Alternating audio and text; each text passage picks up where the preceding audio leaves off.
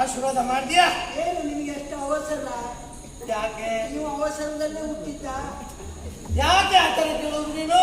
ಗಡಿಬಿಡಿಯಲ್ಲಿ ಆಶೀರ್ವಾದ ಮಾಡುವಂತೆ ಹೇಳ್ತೀನಿ. ನಮಸ್ಕಾರ ಮಾಡಿದ್ದ, ಆಶೀರ್ವಾದ ಮಾಡಬೇಕಾದ್ರು ನಮ್ಮ ಧರ್ಮ. ಅವಸರವಾಗಿ ಹೊರಟಿದ್ದೀವಿ, ಆದ್ರೆ ಮುಖ ತೆಗೆಸಿಕೊಂಡು ಆಶೀರ್ವಾದ ಮಾಡೋದು ಯಾವ ಕ್ರಮ ಇದು? ನಾವು ಈಗ ಸುಮಾರು ವರ್ಷದಿಂದ ಮುಖವನ್ನ ತಿರುಗಿಸಿ ಆಶೀರ್ವಾದ ಮಾಡುವುದು. ನಾನು ಕೇಳಬೇಕಂತ ಮಾಡಿದ್ದೆ, ಅವರು ಕೇಳಿ. ಯಾಕಂದ್ರೆ ನನಗೆ ಆಚಾರಕ್ಕೆ ಒಂದು ದಿವಸ ಮಠ ಮಧ್ಯಾಹ್ನ ನಡ್ಕೊಂಡು ಬರ್ತಾ ಇದ್ದೆ. ಬರುವಾಗ ಯಾರು ನನಗೆ ಬಹಳ ಜನ ಬ್ರಾಹ್ಮಣ ಸಾಧಾರಣ ಏನು ಹೇಳ್ತಾರೆ ಅಂತ ಗೊತ್ತಿರ್ತದೆ. ಇದು ನಾವು ಎಂತ ಮಾಡ್ಲಿಕ್ಕಿಲ್ಲ, ಹೇಳಬೇಕಲ್ಲ. ಆದ್ರೆ ಕೇಳಿ ಮಧ್ಯಾಹ್ನ ನಡ್ಕೊಂಡು ಬರ್ತಾ ಇದ್ದಾನೆ, ಯಾರೊಬ್ಬ ದಾರಿ ಹೋಗ್ತ ಬ್ರಾಹ್ಮಣೋತ್ತಮರೇ ನಮಸ್ಕಾರ ಮಾಡ್ತಾ ಇದ್ದೇನೆ, ಆಶೀರ್ವಾದ ಮಾಡಿ ಅಂತ ಉದ್ದಕ್ಕೆ ಬಿಟ್ಟು ಆಗಲೇ ದೇವರು ಒಳ್ಳೇದು ಮಾಡಲಿ, ಆಶೀರ್ವಾದ ಮಾಡಿದ್ರೆ ಎದ್ದೇಳು. ಅವನು ಅಲ್ಲಿಂದ ಅಂತ ಹೇಗೆ ಮೇಲೆ ನೋಡಿ ಎಲ್ಲ ಮಟ್ಟ ಹೇಗಾಯಿತು? ಗೌರವದಲ್ಲಿ ತಲೆಬಾಗಿ ಹೌದು, ಮೇಲೆ ಹಿಡಿದು ಸಿಟ್ಟಾದ ಯಾವ ಮಿತಿ ಮೀರಿದ ಸಿಟ್ಟು ಎಲ್ಲ ಮಟ್ಟ ಒಂದು ಬಿಟ್ಟ. ನನಗೆ ಅರ್ಥ ಆಗಲಿಲ್ಲ, ಯಾಕಪ್ಪ ಏನಾಯ್ತು? ನನಗೆ ಭಾಷೆ ಬರೋದಿಲ್ಲ, ಕಣ್ಣು ಕಾಣೋದಿಲ್ಲ. ಯಾಕೆ ಏನಾಯ್ತು ಅಂತ ಹೇಳಿ ಏನಂತೆ? ನಿಮ್ಮ ಬಾಯಿಂದ ನನ್ನ ಎಂಜಲು ನನ್ನ ತಲೆಗೆ ಬಿತ್ತು. ಭಾಷೆ ಇಲ್ವಾ ನಿಮಗೆ? ಇಷ್ಟು ಮಮ ಕೋಪದಲ್ಲಿ ಅಂದ್ರೆ ಹೊಡಿತಾನೇನು ಅಂತ ನನಗೆ ಅನ್ಮಗ. ಹೌದಪ್ಪ, ನಾವು ಬುದ್ಧಿಗೂ ಬಯಸಿದೆ. ಇಲ್ಲ ನೀವು ಗಡಿಬಿಡಿ ಆಗಬೇಡ, ಅದು ಎಂಜಲಲ್ಲ. ಮತ್ತೆ ಯಾಕಂದ್ರೆ ನಾನು ದಿವಸ ವರ್ಷ ಆಗಟ್ಲೆ ಬಾಯಲ್ಲಿ ಮಂತ್ರ ಪಠನೆ ಮಾಡ್ತಿರು, ದೇವರ ಧ್ಯಾನವನ್ನು ಮಾಡ್ತಿರೋರು. ನನ್ನ ಬಾಯಿಂದ ಎಂಜಲಲ್ಲ ಬರುವುದು, ಅದು ಪುಣ್ಯ ತೀರ್ಥಕ್ಕೆ ಸಮಾನವು. ಬೇಗ ತೀರ್ಥ ಅದು ನನ್ನ ಬಾಯಲ್ಲ, ಪುಣ್ಯದ ಒಂದು ಕೊಳ ಇದ್ದ ಹಾಗೆ. ಹೌದೇ? ಹಾಗಾದ್ರೆ ಸುಮ್ಮನಾದ ಜೊತೆಗೆ ಒಂದು ಮಾತನಾಡಿದ, ಬಾಯಿ ತೆಗೆಯಿರಿ, ಬಾಯಿ ಕಳೆಯಿರಿ. ಯಾಕೆ ಅವನ ಚೀಲದಲ್ಲಿರುವ ಒಂದಿಷ್ಟು ವಸ್ತುವನ್ನು ತೆಗೆದು ನೋಡ್ತೇನೆ ಎಂತ ಇಷ್ಟಿಷ್ಟು ಮೂಳೆ. ನಿಮಗೆ ಮೂಳೆ ಪರಿಚಯ ಉಂಟಲ್ಲ? ಹೌದು, ನಾವು ಹೋಗ್ತೇವಲ್ಲ, ಕಾರ್ಯಕ್ರಮಕ್ಕೆಲ್ಲ ಹೋಗ್ತೇವಲ್ಲ. ಇದೆಂತಪ್ಪ ಕೇಳಿ? ಅಯ್ಯೋ, ನನಗೀಗ ಅರ್ಥ ಆಯ್ತು. ನಿಮ್ಮ ಬಾಯಲ್ಲ, ಎಂಜಲಲ್ಲ, ಇದು ಪುಣ್ಯ ತೀರ್ಥ, ಇದು ನಿಮ್ದು ಪುಣ್ಯ ಫಲ. ನನ್ನ ತಾಯಿ ಸತ್ತು ಹೋಗಿದ್ದು, ನಾನು ಅಸ್ಥಿಯನ್ನ ಕೆಲಸವನ್ನು ಮಾಡಿದಲ್ಲಿ ಹೊರಟಿದ್ದೆ. ದಾರಿಯಲ್ಲಿ ನೀವು ಸಿಕ್ಕಿದ್ರಿ, ಬಾಯಿ ಕಳೆಯಲ್ಲಿ ಇಲ್ಲೇ ಹಾಕಿ ಇಷ್ಟಿಷ್ಟು ಬ್ರಾಹ್ಮಣ. ನೀವು ತಪ್ಪಿಸಿಕೊಳ್ಳಲು ಹೋದದ್ದು ನಿಮಗೆ ತಿರುಗಿ ಬಿಟ್ಟು ನನಗೆ ತಿರುಗಿ ಬಿಟ್ಟು ದೇವರೇ ಆಚಾರವೇ ಎಂತ ಮಾಡುವುದು ಎಂತ ಹೇಳ್ತೀವಿ ಮಹಾಲಕ್ಷ್ಮಿ. ಅದು ಕತೆ ಹೇಳಿರುಂಟ, ಕೋಪದಲ್ಲಿ ತಲೆಯಿರಿ ಬಾಯಿ ತಲೆಯಿರಿ. ನಾನು ತೆರಿತೇನೆ, ಗಡಿಬಿಡಿ ಮಾಡುವುದು ಬೇಡ. ನೀನೀಗ ತೊಳೆದು ಬಂದವನು, ದೇವರಿಂದ ನಾಡ್ತಾ ಇದ್ದೀನಿ. ಹೌದಾ? ಅಶುದ್ಧವಾಗಿದೆ. ನೀನು ಸ್ನಾನ ಮಾಡಬೇಕು, ಆ ಅಸ್ಥಿಯನ್ನು ನೀರಿನಲ್ಲಿ ಮುಳುಗಿಸಿ ಮತ್ತೆ ಬರಬೇಕು. ನೋಡು, ಅಲ್ಲಿ ಒಂದು ಕೊಳ ಉಂಟು, ಆ ಕೊಳದಲ್ಲಿ ಮುಳುಗಿ ಸ್ವಚ್ಛವಾಗಿ ಬಾ. ಆಯ್ತು, ಒಂದೇ ಅಂತ ಹೋದ. ಆಚೆ ಓದಿದ್ದೆ ಕಡ ಈಚೆ ನಿಮಗೆ ಪೂರ್ವ ಪಾಠ ಇದ್ದದಕ್ಕೆ ಹೆದರಿಕೆ ಆಗಿ ನೀವು ಮುಂದೆ ತಿರುಗಿ. ಅಯ್ಯೋ, ಆದ್ರಿಂದ ಯಾರಿಗೂ ಆಶೀರ್ವಾದ ಮಾಡುವಾಗ ಹೀಗೆ ಮಾಡುದಲ್ಲ, ಹೀಗೆ ಮಾಡಿ ಜಾಗ್ರತೆ. ಅದಕ್ಕೆ ಅನುಭವ ಇರಲಿ ಸ್ವಾಮಿ. ವೃದ್ಧರು ತಾಗಿದ್ದೀರಿ, ಪ್ರಯಾಣಕ್ಕೆ ಹೊರಟವರು. ಹೌದು, ನಿಮ್ಮನ್ನು ಮಾತಾಡಿಸಬೇಕೆನ್ನುವ ಹಾಗೆ ತಡೆದು ನಿಲ್ಲಿಸಿದೆ. ಸಿಟ್ಟಾಗ ಕೂಡದು, ಅಯ್ಯೋ ಜೊತೆಗೆ ನಿಂತು ದಣಿಯ ಕೂಡದು. ನಾವು ನಿಂತರೆ ದಣು ಜಾಸ್ತಿ. ಕಲ್ಲು ಬಟ್ಟೆ ಇದೆ, ಕುಳಿತುಕೊಳ್ತೀವಿ.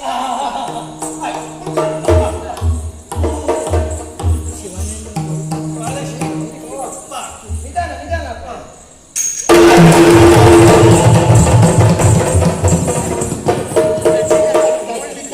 ಕಚ್ಚಿದ್ದಲ್ಲ, ನೀನು ಚುಚ್ಚಿದ್ದ ಅಲ್ಲ.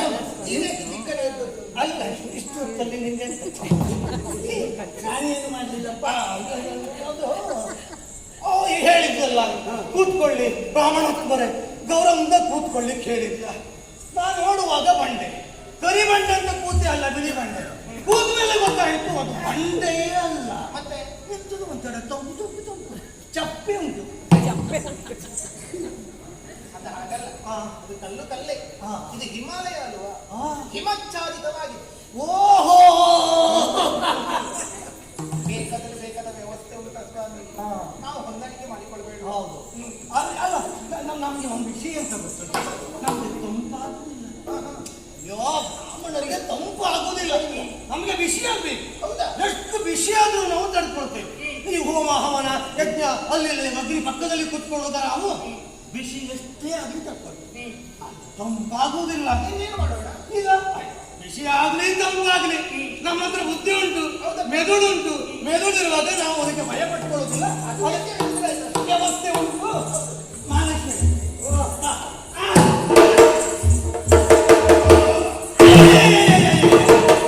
ಪೂರ್ಣ ನೀನೇ ಕೂತ್ಕೊಂಡ್ರೆ ನಾನೇ ಕೂತ್ಕೊಳ್ಳಿ ಬದಿಯಲ್ಲಿ. ಹಾ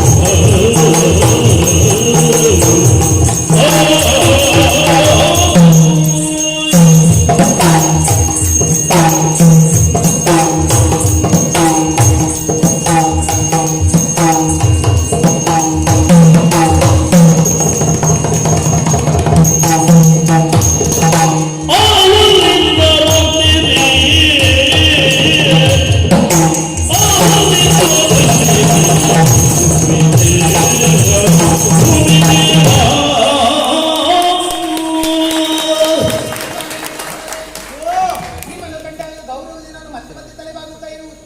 ಕಾರಣ ಏನು ಗೊತ್ತೇ? ಭೂಲೋಕದಲ್ಲಿ ಕಣ್ಣಿಗೆ ಕಾಣುವ ದೇವರು ಯಾರು ಕೇಳಿದರೆ ಅವರು ಬ್ರಾಹ್ಮಣರು.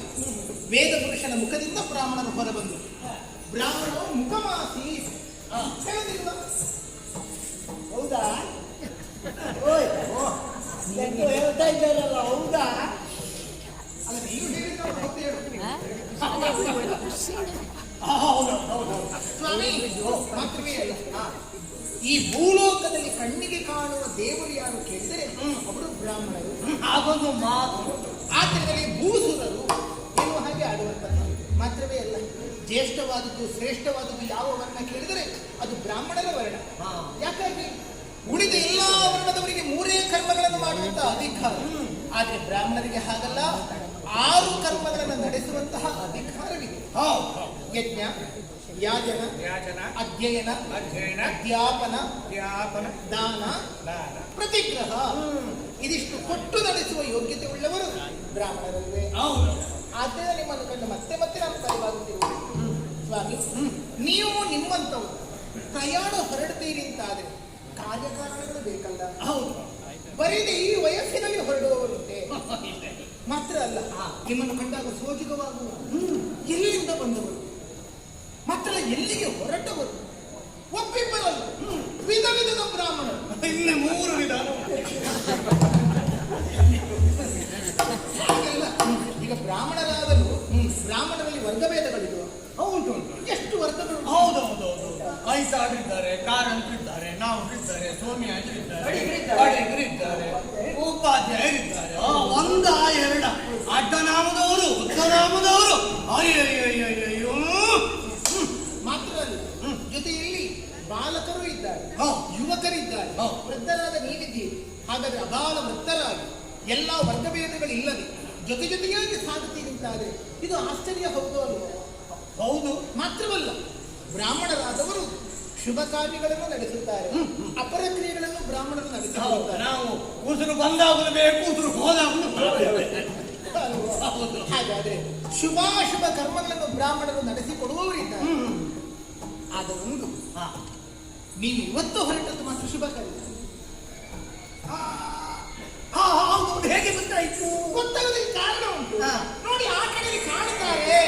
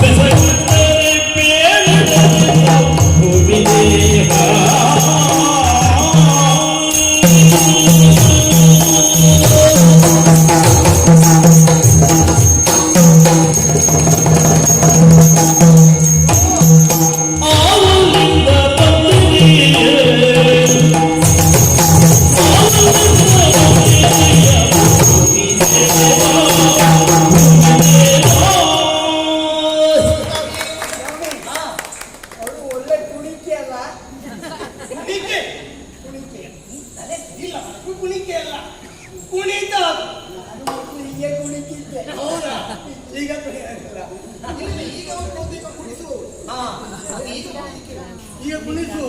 ಮದುವೆ ಆಯ್ತಲ್ಲ, ಹೌದೌದು, ನಮ್ಮನ್ನು ಕುಣಿಸುವುದೇ ಅವರು ಕುಣಿಸಿದ ಮೇಲೆ ನಾನು ಕುಣಿಬೇಕು. ಆ ರೀತಿ ಆಗಿದೆ ಸ್ವಾಮಿ. ನೀವು ಹೊರಟದ್ದು ಶುಭ ಕಾರ್ಯಕ್ಕೆ ಎನ್ನುವ ಹಾಗೆ ಸುಲಭದಲ್ಲಿ ಯಾಕೆ ಹೇಳಿದೆ ನಾನು ಹಾ. ಅದು ಆ ಕಡೆ ಕಾಣುತ್ತಿದ್ದಾರೆ ಮುತ್ತೈದೆಯಾದ ಹೆಂಗಸು ಹೊಗಳ್ತಾ ಇದ್ದಾರೆ ಮಾರ್ರೆ. ಅಯ್ಯೋ ಮಂದಸ್ಮಿತೆ ಮತ್ತೆ ಹಾಗೆ ಹೆಚ್ಚಿಗೆ ಹೋಗಬಾರ್ದು ಅಂತ ಹೇಳಿ. ಹೌದೌದು.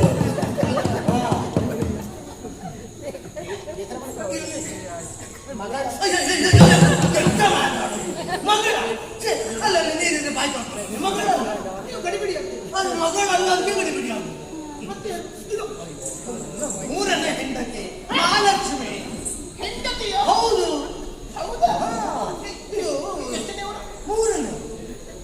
ಇದು ಒಂದು ಪ್ರಶ್ನೆ ನೋಡ್ತದೆ ಇಲ್ಲ. ಇಲ್ಲ ಮೊದಲು ನೀವು ಇಲ್ಲ, ಅದು ಎಂತ ಒಂದು ಕಥೆ ಆಯ್ತು ಮಗ. ಎಂತದ ಇದು? ಅದು ನನ್ನ ಮೊದಲ ಹೆಂಡತಿ. ಹಾ, ಮೊದಲ ಮದುವೆ ಆಗಿದೆ. ಮೊದಲು ಮದುವೆಯಾದ ಹಿರಿಯ ಹೆಂಡತಿ ನಮ್ಮೊಟ್ಟಿಗೆ ಬದುಕಿದ್ಲು, ಬಾಳಿದ್ಲು. ಈ ಹೆರಿಗೆ ಸಮಯದಲ್ಲಿ ಎಂತ ಆಯ್ತೇನೋ ಬಂತು. ಈ ಚಿಕ್ಕ ಅವಳ ಕೊಟ್ಟ ಮಗುವನ್ನು ಮಾನಿ ಕೈ ಕೊಟ್ಟು ಅವಳು ಕೂರ್ಬೇಕು. ಓ, ಬಹಳ ಬೇಜಾರ. ಸೂತಕವಾಯಿತು. ಹೌದು, ಎಂತ ವಾಯು ಗೊತ್ತಿಲ್ಲ ಅಂತೂ ಇದ್ದಿದ್ದು. ಆಮೇಲೆ ಇದಾಯ್ತು, ಪ್ರಾಣವಾಯಿತು. ಆ ಪ್ರಾಣವಾಯು ಹೋಯ್ತು. ಎಲ್ಲಿ ಹೋಯ್ತು ಅಂತ ಗೊತ್ತಾಯ್ತು. ಆಮೇಲೆ ಸಣ್ಣ ಮಗು ಕೂಗ್ತಾ ಇರುವುದು. ವೈಶಾಖದಲ್ಲಿ ಹೋಗಿದ್ದ. ಹೌದು, ಜಕೆ ಯಪ್ಪ. ಆಮೇಲೆ ಅಲ್ಲ, ನೀವು ಪ್ರಥಮ ಎಂದು ಹೇಳಿದ್ರಲ್ಲ. ಹೌದು, ವೈಶಾಖದಲ್ಲಿ ಕೂಗಿದ್ದು. ಕೂಗಿದ ತರ ಸಣ್ಣ ಮಗು. ಅಲ್ಲ, ಹಾಗಿದ್ದಲ್ಲಿ ವೈಶಾಖದಲ್ಲಿ ಹೋಗಿದ್ದೆ. ಅಲ್ಲ, ಇದು ಒಂಥರ ಮಗುವಿನ ಕೂಗು, ಸಣ್ಣದು. ಅಮ್ಮ ಅಮ್ಮ. ನಾನು ಅರ್ಥ ಮಾಡ್ಕೊಂಡೆ. ಸರಿಯಪ್ಪ. ಆಮೇಲೆ ಎಂತ ಮಾಡುದು, ಮಗುವಿನ ಸಾಕ್ಲಿಕ್ಕೆ ಯಾರಾಗಬೇಕು ಎಲ್ಲ ಹೇಳಿದ್ರು. ಇನ್ನೊಂದು ಮದುವೆ ಮಾಡು, ಇನ್ನೊಂದು ಮದುವೆ ಮಾಡು. ನನಗೆ ಇಷ್ಟ ಬೇಡ ಬೇಡ, ಯಾರದ್ದು ಪುಣ್ಯ ಬೇಡ ನಿನಗಲ್ಲ ಅಪ್ಪ, ಮಗುವಿಗೋಸ್ಕರವಾದ್ರು ಒಂದು ಮದುವೆ ಮಾಡು. ಅದು ಆಯ್ತು, ಮನೆಗೆ ಒಂದು ಗೃಹಿಣಿ ಬೇಕಲ್ಲ. ಏನಿದೆ. ಆಮೇಲೆ ನಾನು ಎರಡನೇ ಅವಳು ಇದ್ದು ಇವನ್ನೆಲ್ಲ ನೋಡ್ಕೊಂಡು ಅದು ಇದು ಮತ್ತೊಂದು ಮಗದೊಂದು ಮಾಡಿಕೊಂಡು ಇತ್ತು. ನಾನು ಜಾತ್ರೆಯಲ್ಲಿ ಪುರೋಹಿತಕ್ಕೆ ಹೋಗುದು ಬರುದು. ಒಂದು ಬರ್ತೇನೆ, ಜನ ಸೇರಿದ್ದಾರೆ ನಮ್ಮ ಮನೆಯ ಅಂಗಳದಲ್ಲಿ. ಅಯ್ಯೋ ಭಟ್ರೆ, ನಿಮ್ ಹೆಣ ಬಾವಿಯಲ್ಲಿ, ಭಟ್ರೆ ನಿಮ್ ಹೆಣ ಬಾವಿಯಲ್ಲಿ. ಎಂತ ಮಾತಾಡ್ತೆ ಮಾರೆ, ನಾನು ಹೇಳಿದ್ದೇನೆ ನನ್ನ ಹೆಣ ಬಾವಿಯಲ್ಲಿ, ನಿಮ್ ಹೆಂಡತಿ ಹೆಣ ಬಾವಿಯಲ್ಲಿ. ಶಬ್ದ ಬಿಟ್ಟ. ಹೌದು. ಓಡಿ ಹೋಗಿ ನೋಡ್ತೇನೆ ಮಗ, ಬಾಯಿಗಳಿಗೆ ನನ್ನ ಹೇಗೆ